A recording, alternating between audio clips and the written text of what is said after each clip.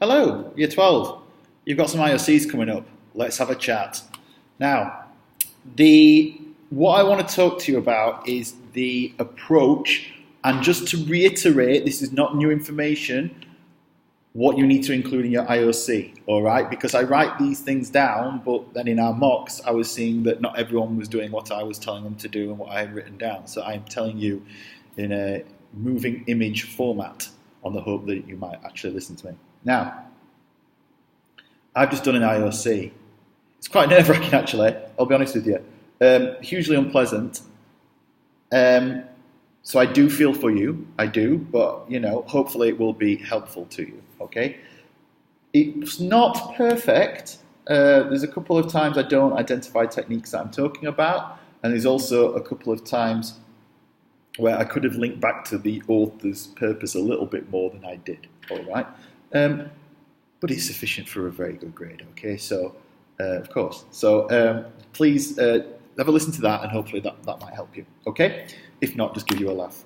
Now, this is my sheet. So I did this in real time, okay? I wrote this down. I gave myself like 20 minutes, and that's what I came up with, okay?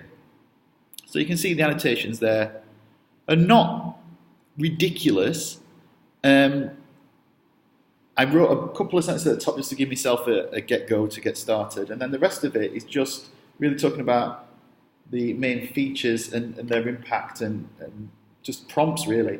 You'll notice, though, there are three colours on here. Okay, there's a red, which I started with, which is talking about the night patrols, nightlife.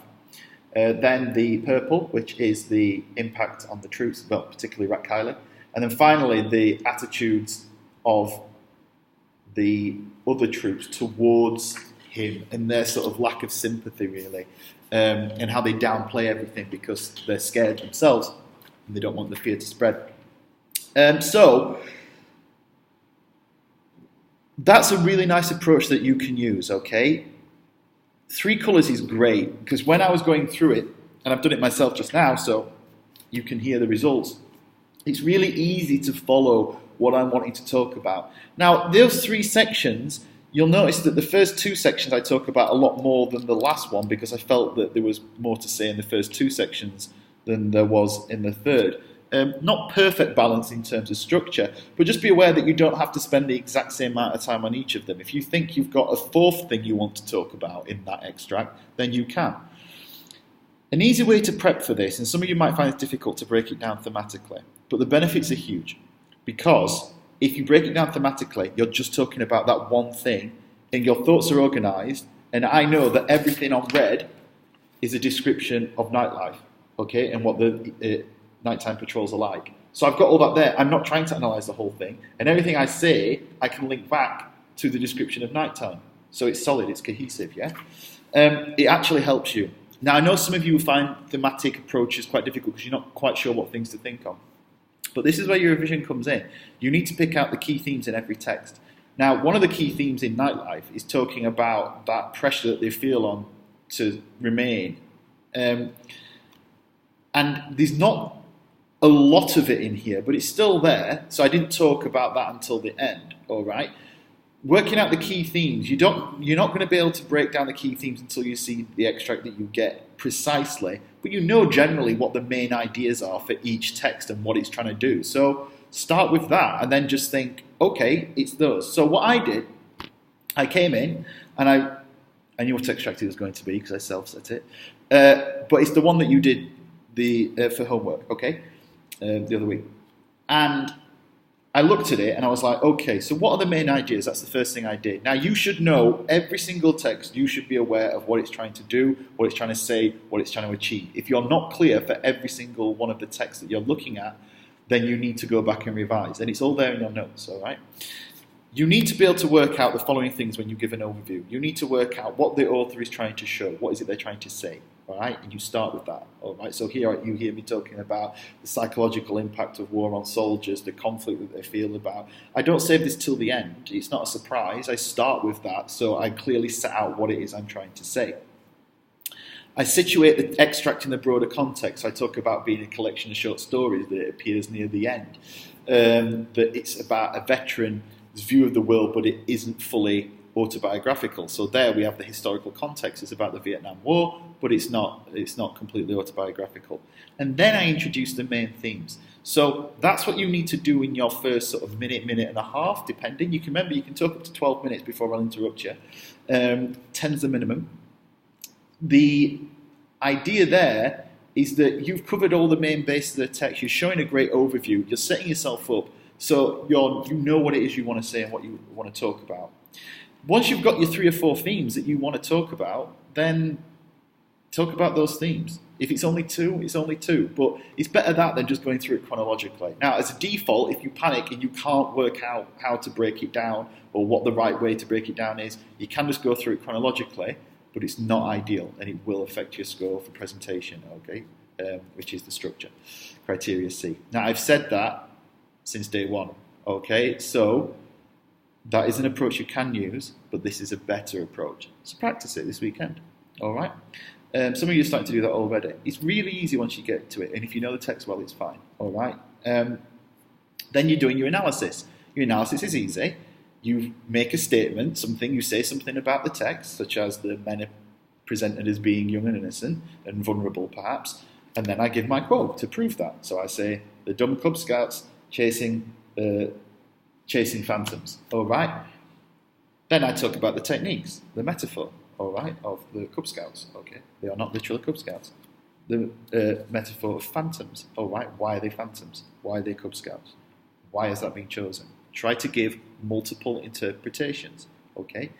Then, once you've done that, we need to link it to the impact of it. What is it O'Brien's trying to say? Now, you don't have to do that for every single quote, but you need to drop in every now and again and talk about O'Brien, all right, and what it is O'Brien's trying to show and what it is O'Brien's trying to do.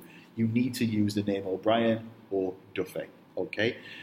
Make sure you get practical things like the name of the authors is probably a good thing to get right, the name of the text, the publication date, the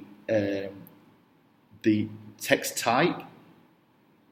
Things They Carried is not a novel. Several of you said that, all right? It's a collection of poetry for Duffy and a collection of short stories for O'Brien, all right? And that's all you do. You just go through it and you just analyse it as much as you can in as much detail, telling me what it means and why O'Brien's done it. And that's it, or why Duffy's done it. I keep saying O'Brien, sorry. It's because I've got the text in front of me. That's everything you need. Like, if you do that thoroughly, try and round it off, keep an eye on your time, all right? You'll be able to see time in there. And then I will do my best to pick up questions to things that you've not talked enough about. So for my IOC that I'm going to send you, you'll notice that I don't quite talk enough about, I don't quite always mention my techniques, so that's the fault. And I don't quite talk enough about what O'Brien's trying to do. Maybe the sanity, the straightforwardness of the language. Those are some of I try to formulate that, questions that could target that, all right, to give me the opportunity to say things that will help improve my score. Now, in your exam, I'm your friend. I'm not trying to catch you out, all right? I'm there to help. And the questions I ask you are designed to try and push you up the mark scheme and cover things that you've not talked about. If you're doing poetry, you've got to talk about structure. It's really important, all right? Structure's important anyway, all right? In mine, I meant to talk about juxtaposition. I wrote juxtaposition down. I didn't say the word juxtaposition, which is really annoying. Okay, so talking about structure is really important, and you should try and do that as well. Okay, I think that's everything. All right, you need to time yourselves this weekend. One of the worst things you can do. I know we've only been doing 6 minutes in class, but that's because of the time restraints we've had. But you need to try and get it close to 10 minutes if you can. All right. Well, not if you can. You need to. All right. Close to 10 minutes as possible. All right. The extracts that I've selected are lengthy to give you plenty to talk about, so you shouldn't struggle. You know which text you're going to revise. So you've got very comprehensive notes. You should have annotated all the text, and you should have got your class notes as well. So you should have everything you need. There's plenty of stuff online if you don't feel you know a text particularly well, or you were absent during the teaching of that text. So there's no excuse for not catching up. And if you stick to this approach and you practice, you should be fine. You should practice a minimum of 4 full IOCs. If you send me one over the weekend, I will mark it 1. All right? So don't send me all 4 because I ain't going to mark 4. All right? But I'll mark you 1. a good number would be 6 or 8. Get together, set yourself IOCs listening to each other, pick your own extracts or pick a poem, all right? Maybe you could do ones for each other, swap over, peer assess them, give each other feedback and targets. You've got your targets from me for what you've done. Thank you for those students who submitted those, the mock from yesterday that they submitted that. Some of you haven't, you know who you are, so please submit them so I can give you feedback. If you send me something the night before the IOC, it might go unmarked, all right? So if you want the feedback, please be timely with it, okay? Keep your eye on your emails. Can you also all double check your times and make sure they're all right? Because I think 1 or 2 of the times had to change in one of the other classes and it may have affected the one you thought you were going to get. But I will screenshot that and I will put it on the Google Classroom. And you should also get an email about that as well, all right? If you've any concerns, email me sooner rather than later, but you should be absolutely fine. All right? So, good luck, everyone. All right? Practice, practice, practice. 10-minute IOCs. Work on your targets, because that's what you need to do to improve.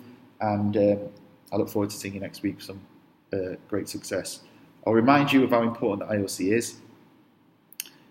It really is going to make a difference to what your predicted grade will be for next year. Okay? Most of you did fantastically well in the FOAs. I was really proud of that. We've already got a written test this year. We've done some wonderful work, some great improvements. So let's produce something that we're really proud of. Okay? Good luck, and I'll see you soon. Bye-bye.